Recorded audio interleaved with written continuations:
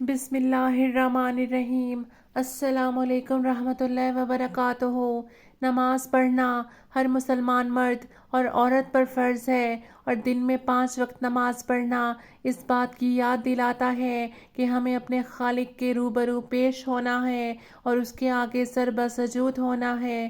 وہی رازق ہے اور وہی مالک ہے جو پتھر میں چھپے ہوئے کیڑے کو بھی رزق عطا کرتا ہے۔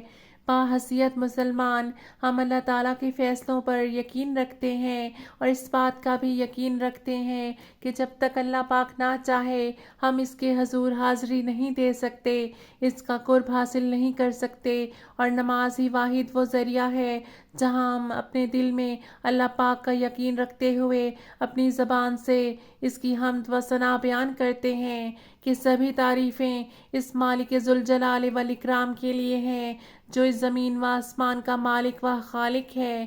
ہم نماز کی نیت کر کے جب ہم اللہ اکبر کہہ کر ہاتھوں کو کانوں تک لے جاتے ہیں اور اللہ کی حضور اپنی حاضری دیتے ہیں تو اللہ پاک کا نزول ہمارے سامنے ہوتا ہے، اور اگر ہم واقعی ہی سچے مسلمان ہوں اور اپنے دل اور عقیدت سے نماز ادا کر رہے ہوں تو دل میں ایک کپی طاری ہو جاتی ہے اور یہ محسوس ہونے لگتا ہے کہ اللہ پاک واقعی ہی ہمارے سامنے ہے۔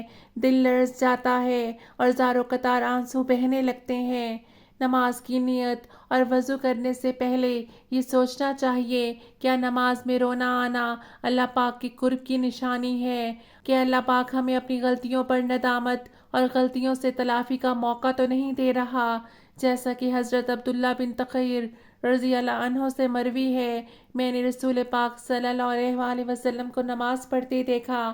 آپ صلی اللہ علیہ وآلہ وسلم کے سینے سے گیرے آوازاری کی ایسے آوازیں آ رہی تھیں جیسے جوش کھاتی ہوئی ہنڈیا سے آوازیں آتی ہیں۔ نماز کی پابندی کیجیے، نماز کو ان تمام فرائض کے ساتھ ادا کیجیے جو شریعت نے ہم پر عائد کیے ہیں۔ اللہ پاک آپ کا اور ہم سب کا حامی و ناصر ہو، ہم سب کو اللہ پاک کا قرب نصیب ہو، آمین۔